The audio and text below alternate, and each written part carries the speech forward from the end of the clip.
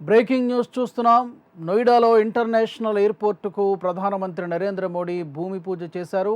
35,000 కోట్ల వ్యయంతో నిర్మించనున్న ఎయిర్పోర్టుకు ప్రధాని మోడీ శంకుస్థాపన చేశారు.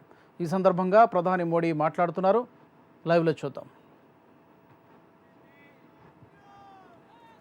लेकिन हमने ऐसा नहीं किया क्योंकि इंफ्रास्ट्रक्चर हमारे लिए राजनीति का नहीं बल्कि राष्ट्र नीति का हिस्सा है।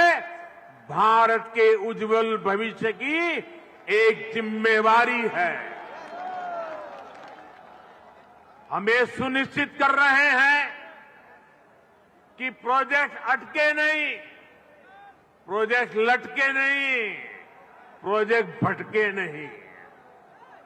हम ये सुनिश्चित करने का प्रयास करते हैं कि तय समय के भीतर ही इंफ्रास्ट्रक्चर का काम पूरा किया जाए।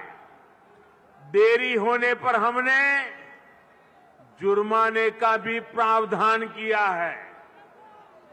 साथियों, पहले किसानों की जमीनों को लेकर जिस तरह की गड़बड़ियां होती थी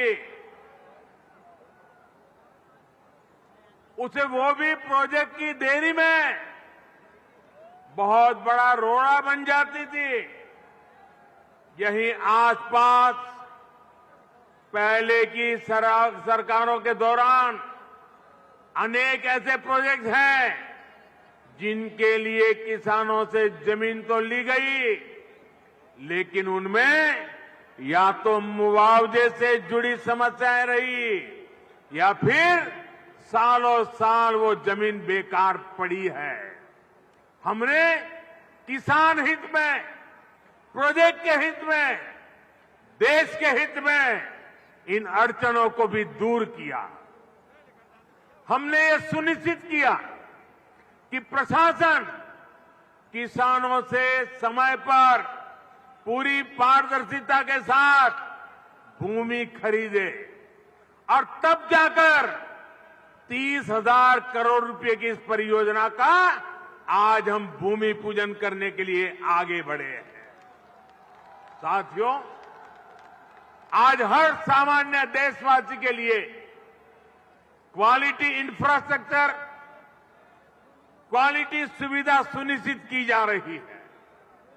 देश का आम नागरिक हवाई सफर कर सके, ये सपना भी आज उड़ान योजना ने सच कर दिखाया है। आज जब कोई साथी खुश होकर कहता है कि अपने घर के पास के हवाई अड्डे से उसने अपने माता पिता के साथ पहली बार हवाई यात्रा की है, जब वो अपनी फोटो को साझा करता है तब मुझे लगता है कि हमारे प्रयास सफल है।